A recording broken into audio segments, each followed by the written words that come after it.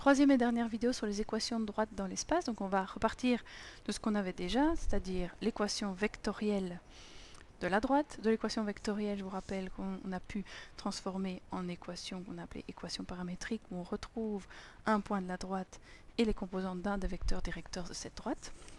Et puis on va chercher un troisième type d'équations qu'on va appeler les équations canoniques, qui nous permettront après éventuellement de passer aux équations cartésiennes, mais en tout cas on va dans un premier temps voir comment on peut passer de l'écriture paramétrique aux équations cartésiennes canoniques. Alors, ce qui est gênant dans ces équations paramétriques, c'est qu'il existe un paramètre k. Donc notre objectif va être d'éliminer le paramètre k en l'isolant. Donc dans la première ligne, si on soustrait xa et qu'on divise par xb moins xa, on retrouve le k. Dans la deuxième ligne, on va soustraire ya et on va diviser par yb moins ya. Et dans la troisième ligne, on va faire la même chose. On soustrait le z de a et on divise par zb moins za, les composantes en z du vecteur directeur. Donc on a réussi à isoler le k dans les trois.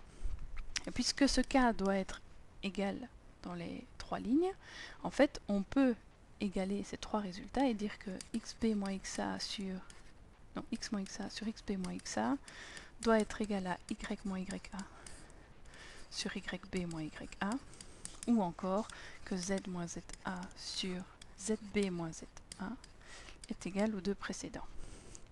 Et là, c'est ce qu'on appelle une équation canonique. Alors, bon, le vecteur AB, rappelez-vous, on a dit qu'on pouvait l'appeler également petit u, et donc on retrouve régulièrement aussi cette forme-là pour l'équation canonique, donc dA pour équation x moins xa sur la composante en x du vecteur directeur, y moins ya sur la composante en y du vecteur directeur, ou encore z moins za sur la composante en z du vecteur directeur.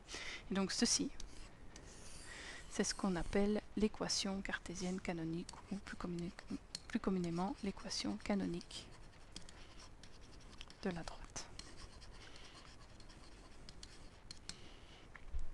Alors cette équation canonique, pour pouvoir l'utiliser, il faut absolument qu'elle ait cette forme-là.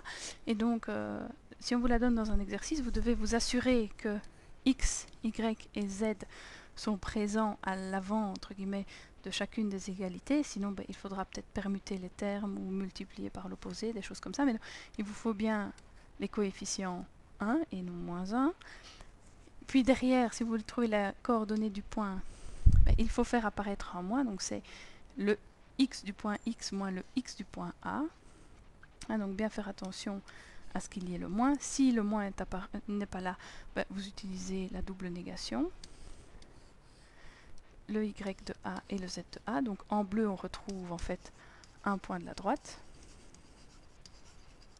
à condition donc que ces chiffres ou ces nombres soient bien situés derrière le moins. Et puis au dénominateur, on retrouve les composantes du vecteur directeur.